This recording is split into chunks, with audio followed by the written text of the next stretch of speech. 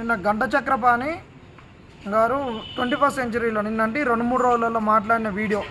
ఆయన వీడియోలో ఏం మాట్లాడిండే అసలు మొత్తం కూడా ఎక్కడ పబ్లిక్ సర్వీస్ కమిషన్ను తప్పుపట్టలేదు, పబ్లిక్ సర్వీస్ కమిషన్లన్నీ పునీతమైన అన్నట్టు మాట్లాడిండు. కోర్టులు పునీతమైన జడ్జిమెంట్లు ఇవ్వము, అన్ని ఇచ్చే జడ్జిమెంట్లు అన్నీ పునీతమైనవని కావు అని చెప్పిండు. ఆయన మాట్లాడిన అంశాలు ఫస్ట్ ఏం మాట్లాడిండే కోర్టులు సుమోటోగా ఈ కేసును స్వీకరించడం లేదు. ఇది దేనికి అడిగింటే విద్యార్థులు సార్ కేసు ఏమైంది, ఇన్ని కేసులు ఉన్నాయి, ఎగ్జామ్ జరుగుద్దా లేదన్నప్పుడు కోర్టులు సుమోటోగా స్వీకరించడం లేదు ఈ కేసులన్నింటినీ.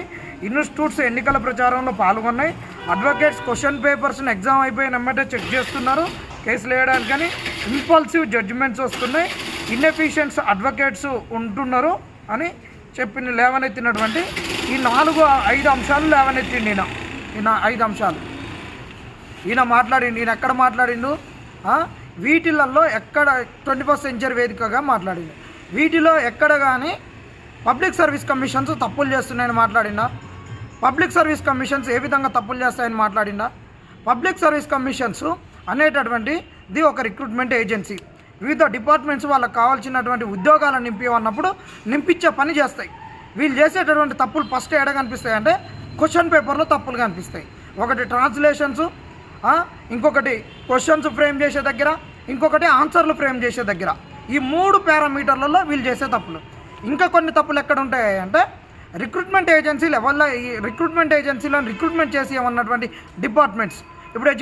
ఇప్పుడు మనకు రిక్రూట్మెంట్ గ్రూప్ 2 రిక్రూట్మెంట్ ఉంది, గ్రూప్ 1 రిక్రూట్మెంట్ ఉంది, అలా రెవెన్యూ డిపార్ట్మెంట్ ఉంది, అలా ఎడ్యుకేషన్ డిపార్ట్మెంట్ ఉంది, తర్వాత అలా ట్రైబల్ వెల్ఫేర్ డిపార్ట్మెంట్ ఉంది, అందులో సోషల్ వెల్ఫేర్ డిపార్ట్మెంట్ ఉంది.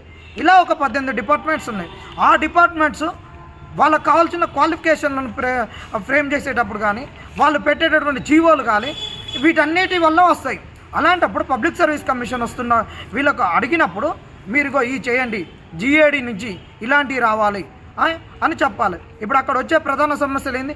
రిజర్వేషన్స్, ఏజ్ రిలాక్సేషన్స్, ఇలాంటివి అనేవి వస్తుంటాయి సమస్యలు. ఈ సమస్యలు వచ్చినప్పుడు ఈ సమస్యలను ఏ విధంగా చేయాలి? ఇప్పుడు స్పోర్ట్స్ ఉంది, స్పోర్ట్స్కి సపరేట్ జీవోలు ఉంటాయి, SCలకు సపరేట్ జీవోలు ఉంటాయి, STకి సపరేట్ జీవోలు ఉంటాయి, EWSకి సపరేట్ జీవోలు ఉంటాయి. ఇలా కొన్ని ఆ డిపార్ట్మెంట్లకు వచ్చినప్పుడు ఆ డిపార్ట్మెంట్ అతడు కూర్చొని ఇలా ఎందుకు వస్తున్నాయి ఏంటి అనేది చెప్పాలి. పబ్లిక్ సర్వీస్ కమిషన్స్ ఏం చేయగలుగుతాయి? ఇట్లా తప్పులు చేయొద్దు, కీలతోటే మేజర్ తప్పులు వస్తున్నాయి, అసలు తప్పులు కీలతోటి వస్తున్నాయి, వాటి గురించి మాట్లాడింది ఈయన. ఈ మేధావితనం అక్కడ చెప్పలేదు, వాటి తప్పులు ఏం చెప్పలేదు. ఈయన ఎక్కడుంటే అది పెద్ద ఒక స్వచ్ఛంద, అది ఎంత పవిత్రం అంటే అంత పవిత్రమైంది. ఈయన బీఆర్ఎస్ తరపున వకాలత్ పుచ్చుకున్నప్పుడు రోజు బీఆర్ఎస్ చాలా మంచిదిగా మాట్లాడిండు. ఈయన బీఆర్ఎస్ లెవెల్ ట్వీట్ చేసినా కానీ బీఆర్ఎస్ని పొగిడిండు. ఉద్యోగాలు ఇవ్వట్లేదు బీఆర్ఎస్ ప్రభుత్వం అన్నప్పుడు బీఆర్ఎస్ ఇన్ని ఉద్యోగాలు ఇచ్చిందని ఈయన వకాలత్ పుచ్చుకొని అన్ని ట్వీట్లు చేయడం అన్ని చేయడం చేసిండు. ఇవాళ ఈయన క్వశ్చన్ పేపర్ల గురించి మాట్లాడు, ఈయన పబ్లిక్ సర్వీస్ కమిషన్కి వచ్చింది కాబట్టి పబ్లిక్ సర్వీస్ కమిషన్ చేసే తప్పులోపుల గురించి మాట్లాడు. ఇవాళ UPSC ఏదని మాట్లాడతాడు. UPS మీద ఎవరు క్వశ్చన్ లేడు, TGPSC స్టేట్ పబ్లిక్ సర్వీస్ కమిషన్ల మీద అని చెప్తాడు. ఈయన చేసినటువంటి ఒక డబుల్గా ఈ స్టేట్మెంట్ల వల్ల ఇవాళ AKS అనేటోడు, ఆ AKS అయిన భరత్ అంట, నీ ఏజ్ ఎంత, నువ్వెంత, నీకున్న పబ్లిక్ సర్వీస్ కమిషన్ పైన నీకున్న అవగాహన ఎంత?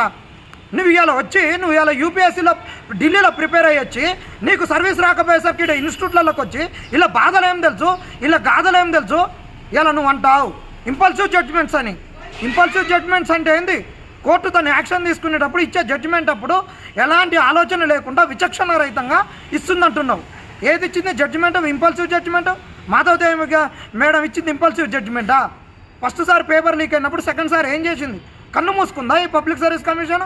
పబ్లిక్ సర్వీస్ కమిషన్లు అనేది లేదు. ఈ కోచింగ్ సెంటర్లన్నీ దగ్గర డబ్బులు తీసుకొని మాట్లాడుతుందా ఈయన గంట చక్రపాణి?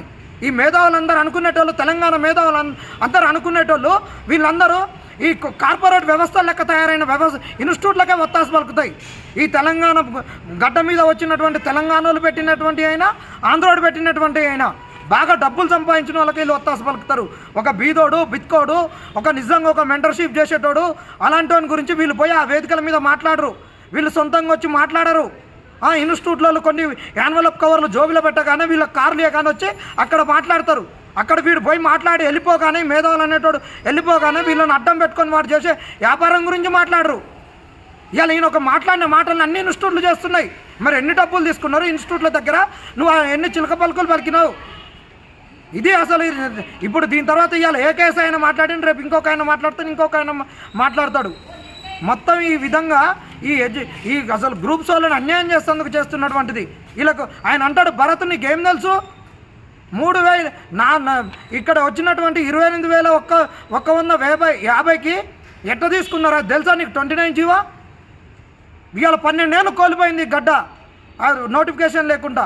ఇప్పుడు వచ్చినటువంటి దాంట్లో రిజర్వేషన్లు ఎట్లా కోల్పోవాలి మేము? రిజర్వేషన్ లేకుండా ఎవరికి ఇస్తున్నారు? ఏం సంగతి? ఏకేఎస్ డైరెక్టర్ శశాంక్ నువ్వు ఒక ఎస్సీ బిడ్డవు, నీ అయ్యా ఎస్సీ. మీరు ఈ ఎస్సీలను అడ్డం పెట్టుకొని ఇలా రాజకీయం కూడా నీ అయ్యా గడుపుతున్నాడు.